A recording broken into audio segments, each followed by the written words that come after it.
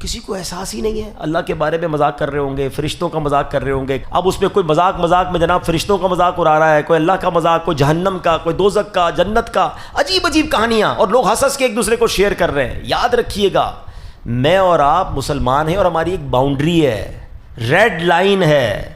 آج کل بڑا جملہ مشہور ہو رہا ہے نا, ریڈ لائن. یہ ہماری مسلمانوں کی ریڈ لائن ہے.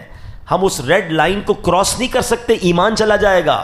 دنیا میں آپ لمٹ کو سمجھ رہے ہو, اور اللہ کی بارگاہ میں ہماری زبان کچھ بھی کہتے, کوئی لمٹ نہیں ہے. اچھا, اب شیطان ہے نا, کسی کے دماغ میں ڈالے گا, یار یہ کیا بات کی, ساری زندگی مسلمان رہا, کلمہ پڑھتا رہا, کیا ایک جملے سے بندہ اسلام سے خارج ہو جائے گا؟ جملے کی اہمیت سمجھو.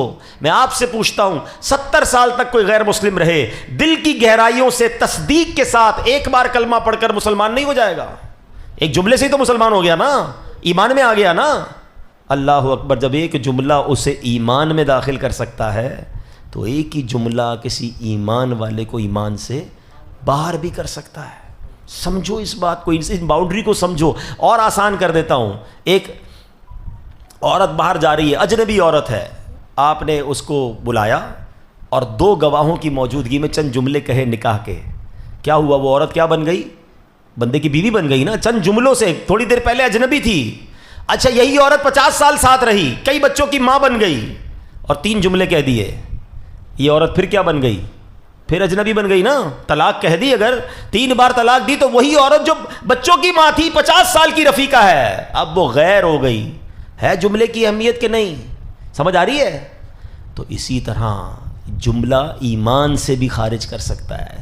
زبان کی احتیاط بہت ضروری ہے. اچھا, پھر یہ ایک تو کامیڈی, دوسرا یہ گانے ہیں. یہ بڑے ینگسٹر بیٹھے ہیں آج کل, بڑے گانے باجے جناب چل رہے ہوتے ہیں. اچھا, گانوں میں بھی ایسے جملے جان بوجھ کے ڈالے جاتے ہیں. معاذ اللہ, خدا کو ظالم کہہ رہا ہوتا ہے کبھی کوئی, اور لڑکے لڑکیاں سن رہے ہیں, شعر ہو رہے ہیں, گنگنا رہے ہیں. تمہیں پتہ ہی نہیں ہے کہ تمہارا ایمان چھینا جا رہا ہے. کیا بات ہے, میرے اعلیٰ حضرت نے 100 سال پہلے سمجھایا تھا کہ سونا جنگل, رات اندھیری, چھائی بدلی کالی ہے, سونے والو جاگتے رہیو, چوروں کی رکھوالی ہے. آنکھ سے کاجل صاف چرا لے, یا وہ چور بلا کے ہیں. کیا مثال دی ہے, آنکھ سے کاجل کون چرا سکتا ہے؟ آنکھ اور کاجل تو ملا وہی ہوتا ہے نا. کہ نہیں, ایسے چور ہیں کہ تمہاری آنکھ سے بھی کاجل چرا لیں گے.